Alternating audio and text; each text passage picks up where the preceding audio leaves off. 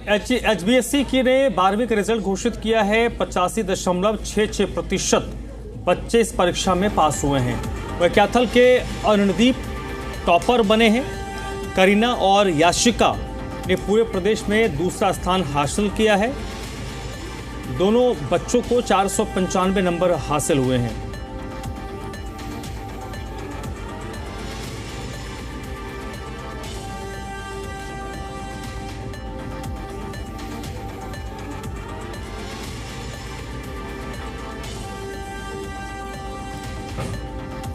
और इस वक्त याशिका खुद मेरे साथ जुड़ी हैं। याशिका जींद की रहने वाली हैं और सेकंड टॉपर हुई हैं। करीना के साथ वो शेयर कर रही हैं, सेकंड टॉपर भी हुई हैं। याशिका, सबसे पहले तो बहुत बहुत बधाई आपको कि पूरे प्रदेश में आपने दूसरा स्थान, तीसरे नंबर पर रही हैं याशिका। एनीवे, जो रिजल्ट है आप मेरिट लिस्ट में, सबसे पहले कॉन्ग्रेचुलेशंस आपको। यकीन था आपको कि आप पास तो करेंगे, अच्छे मार्क्स लाएंगी, लेकिन मेरिट लिस्ट में आप होंगी, ये आपने सोचा था? हाँ जी सर, सोचा था कि इतनी मेहनत कर रही है तो कुछ ना कुछ तो पोजीशन गेन करनी ही है तो हरियाणा में। आप थोड़ा लाउड बोलेंगे, आपकी आवाज़ थोड़ी धीमी आ रही है याशिका। हाँ, मुझे उम्मीद थी कि मैंने इतनी ज़्यादा मेहनत करी है, मेरे टीचर से मुझसे इतनी मेहनत कर रही है मेरे ऊपर, तो कि मुझे कुछ ना कुछ पोजीशन हासिल करनी है ताकि मैं उनको गर्व महसूस करा सकूँ। याशिका, ये बताइए, आपको यकीन तो था क्योंकि आपने मेहनत की थी। अब क्योंकि जो 12th का रिजल्ट होता है उसके बाद ये तय होता है कि आप किस दिशा में आगे बढ़ेंगी, तो व्हाट नेक्स्ट, आगे क्या? I want to clear my chartered accountant exam in first attempt, और मुझे फिर उसके बाद ऐसी पोजीशन गेन करनी है कि पोस्ट पे जाना है कि मैं और भी अपने पेरेंट्स को गर्व महसूस करवा सकूं। आप चार्टर्ड अकाउंटेंसी में आगे अपना फ्यूचर देख रही हैं? हाँ जी सर। ओके, तो उसके लिए क्या प्लान है, क्या तैयारियां हैं आपका? क्योंकि वो उसके बारे में कहा जाता है कि उसे बच्चे तो बहुत आते हैं लेकिन उसका दरवाज़ा इतना छोटा होता है कि निकलते बहुत कम है। चैलेंजेस तो आपको पता होंगे सीए के। हाँ जी सर, मैंने अपने 12th ईयर करते ही उसकी स्टडी स्टार्ट कर दी थी, उसकी प्रिपरेशन, एंड मैं इतनी मेहनत तो करूँगी कि मैं कर सकूँ, क्योंकि करने वाले की कभी हार नहीं होती। अब मैं उस छोटे से गेट से निकल पाऊंगी कि नहीं, इसकी तो मैं कर नहीं सकती, अभी तक अनुमान नहीं लगा सकती, लेकिन मैं अपनी तरफ से मेहनत पूरी करूंगी कि मैं फर्स्ट अटेम्प्ट में क्लियर कर सकूं। नहीं, आप बिल्कुल निकलेंगी, इसमें दो राय नहीं है। लेकिन एक महत्वपूर्ण ये भी है कि जो टॉपर्स होते हैं उनका डेली रूटीन कैसा होता है। लोग आप लोगों से लोग जानना चाहेंगे ना कि आप लोग कैसे पढ़ाई करती थी। जो लोग इस वक्त 11th में होंगे, जो अगले साल 12th की तैयारी कर रहे होंगे, कैसा रूटीन होता है आप लोगों का?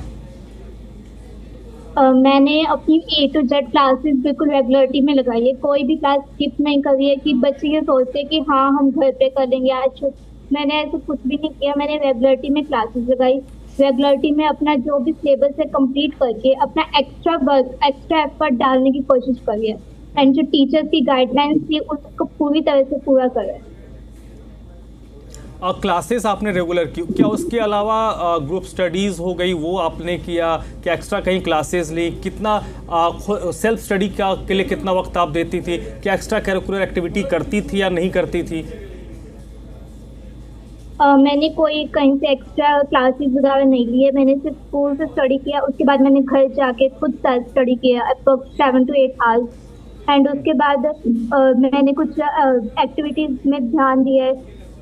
मैं बस एक्टिविटीज में थोड़ा सा कम रहती थी क्योंकि मैं ज़्यादा फोकस में स्टडी पे होता था, और 12th तो वैसे भी इतनी मेन क्लास थी तो मैंने उसमें बहुत ही कम एक्टिविटीज कर दी। याशिका, आज के तारीख में सोशल मीडिया में आजकल छोटे छोटे बच्चे भी आने उसमें होते हैं, और वो डाइवर्ट करता है या थोड़ी देर के लिए यूज़ करने में बुराई नहीं है? आपका टेक क्या है उसमें? अगर हमारा अपने ऊपर कंट्रोल हो तो हम चाहे सोशल मीडिया यूज भी करते हो, बट हम अगर कंट्रोल है तो थोड़ी देर यूज करके फिर और अपनी स्टडी के टाइम पे तो बिल्कुल फोकस अपनी स्टडी पे रखो, ताकि और सोशल मीडिया ना यूज करो। और अपने ऊपर कंट्रोल है तो थोड़ी देर सोशल मीडिया यूज करना भी कोई बुरी बात नहीं है। और खेलकूद, क्या पढ़ाई से इतर खेलकूद में इंटरेस्ट है? क्या खेलती हैं आप? मैं बैडमिंटन खेलती हूँ घर पे अपनी थोड़ा टाइम वो करने के लिए डाइवर्ट और थोड़ी सी अपनी हेल्थ के लिए। और ये जो आपका जो रिजल्ट आया है याशिका, ऐसा तो है नहीं कि 6 महीने साल भर आपने पढ़ाई की होगी और रिजल्ट आ गया होगा। आपका बैकग्राउंड तो शुरू से ही स्ट्रांग रहा होगा, तो उसमें कई लोगों के योगदान रहे होंगे जो आपको हर जगह जगह सपोर्ट करते होंगे। किन किन लोगों को थैंक्स बोलेंगी आप? माय पेरेंट्स और मिस्टर गुरप्रीत सर, जिन्होंने मुझे अकाउंट्स एंड इकोनॉमिक्स पढ़ाया, वो भी इतने अच्छे से। और मेरे और सारे सब्जेक्ट्स के टीचर, जिन्होंने मेरा बेस इतने अच्छे से क्लियर किया, क्योंकि अगर बेस ही ना क्लियर हो तो कोई सब्जेक्ट पढ़ने में इंटरेस्ट नहीं होता और ना ही समझ में आता।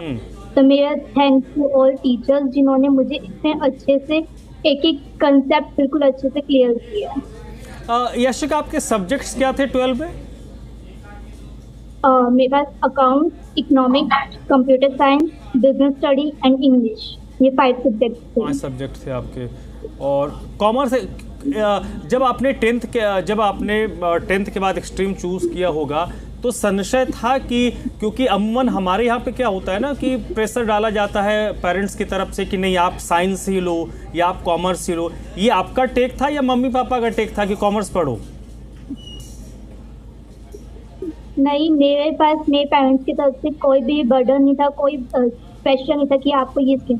मैंने खुद ही डिसाइड किया था कि मुझे कॉमर्स स्ट्रीम लेनी है और उसके बाद चार्टर्ड अकाउंटेंट करनी है। ये आपने कब तय किया था कि आपको चार्टर्ड अकाउंटेंट बनना है?